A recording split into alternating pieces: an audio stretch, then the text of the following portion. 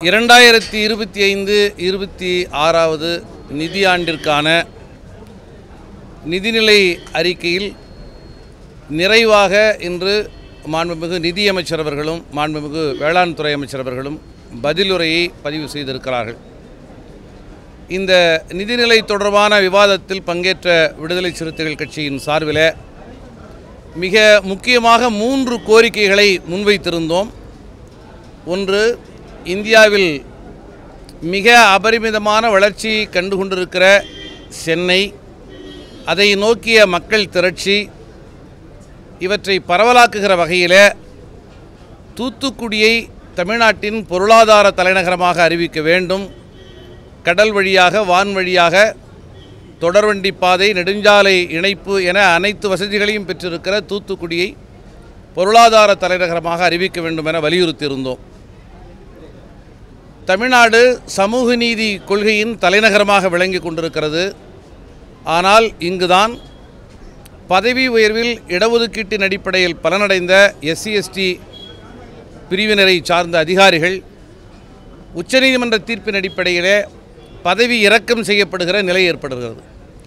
ஆகவே உரிய தரவுகளின் அடிப்படையில் பதவி உயர்வில் இடஒதுக்கீட்டை பாதுகாக்க மாநில அரசு ஒரு உரிய சட்டத்தை இயற்ற வேண்டும். அது கர்நாடகாவிலே இருக்கிறது, தெலுங்கானாவிலே இருக்கிறது, இந்தியாவின் பிற சில மாநிலங்களில் இருக்கிறது.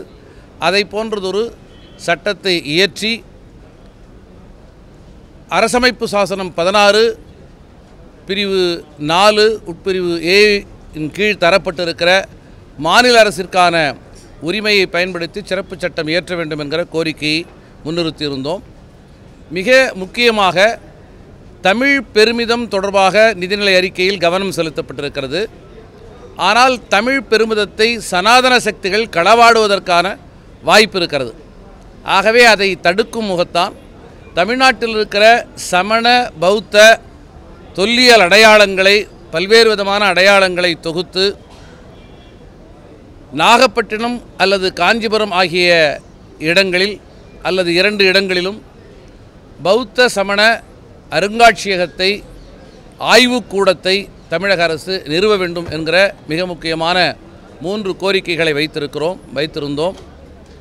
மாண்புமிகு தமிழக முதல்வர் அவர்களது வழிகாட்டுதலின் அடிப்படையில் மாண்புமிகு நிதியமைச்சர் இன்று தனது பதிலுரையில் பௌத்தம் சமணம் தொடர்பான அடையாளங்களை, தொல்லியல் எச்சங்களை தொகுத்து நாகை அல்லது காஞ்சிபுரத்தில் ஒரு மிகச்சிறப்பான ஒரு வரலாற்று அருங்காட்சியகம் உருவாக்கப்படும் என்கிற அறிவிப்பை தந்திருக்கிறார். அது நாகப்பட்டினத்திலேயே அமைவது மிக சிறப்பு என்பது எங்கள் கருத்து. இந்த அறிவிப்பை தந்திருக்கிற தமிழக அரசிற்கு விடுதலை சிறுத்தைகள் கட்சியின் சார்பில் மனமார்ந்த நன்றியை தெரிவித்துக் கொள்கிறோம்.